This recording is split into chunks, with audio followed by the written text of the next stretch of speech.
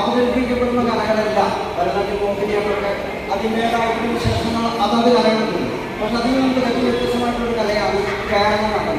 കേരളത്തിൻ്റെ മഹാത്മ്യമാണ് നർത്തകി ആടേണ്ടത്. കേരളത്തിലെ അനുഷ്ഠാന കലകളിൽ അധിഷ്ഠിതമായ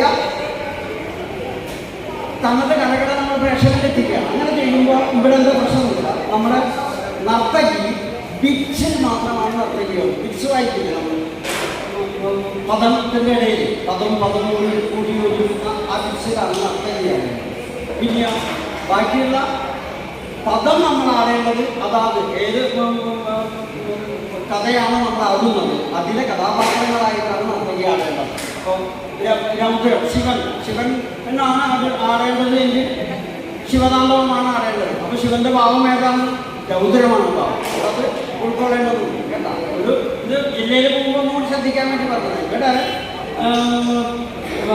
നമ്മുടെ നർത്തകി കോട്ടം 155 ക്ഷമകളയാർന്ന അടവുകളാലും മുദ്രകളാലും മികവുറ്റതാക്കിയിരിക്കുന്നു പെർഫോമൻസ്. ഇവിടെ നന്നായിരിക്കുന്നു പെർഫോമൻസ് ആണ് ഗുഡ്. ബട്ട് ഇതാണ് നമ്മൾ ചെയ്യേണ്ടതെന്നത്. ബിറ്റിൽ കോൺസെൻട്രേറ്റ് ചെയ്യണം.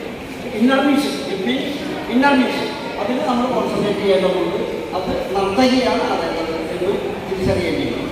അപ്പോൾ നന്നായി പെർഫോം ചെയ്തു അതും ഏകൈതോടുകൂടി ജില്ലാ കലോത്സവത്തിലേക്ക് പ്രമോട്ട് ചെയ്യുന്നതായിട്ട്